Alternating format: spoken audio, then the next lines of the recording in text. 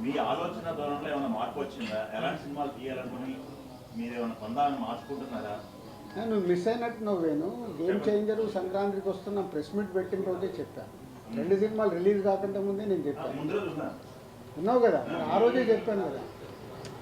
నేను last 4 years ఏం miss అయ్యాను, మీరు ఏం పట్టుకొని వెళ్ళాలనేది నాకు క్లారిటీ ఉంది. ఆ రోజు రిజల్ట్ రాలేదు కదా, రిజల్ట్స్ వచ్చిన తర్వాత రిజల్ట్స్ అయినా ఏదైనా నేను ఏం చేయాలనేది నాకు క్లారిటీ ఉంది. ఉమ్. సో దానికి కూడా సంక్రాంతికి వస్తున్నాము సినిమా ఒక సెన్సేషన్ హిట్ అయినప్పుడు ఏం క్లారిటీ వచ్చింది? ఇంకా నేను అనుకున్న క్లారిటీ నాకు వచ్చేసింది.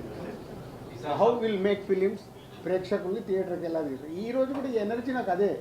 సీతమ్మ వాకిట్లో రిలీజ్ చేస్తే ఇలా ఫుల్స్ ఉందంటే ఓకే. నిన్న అనిల్ రావిపూడి ఫోన్ చేసి చెప్పాడు, మీ టైం బాగుంది సార్.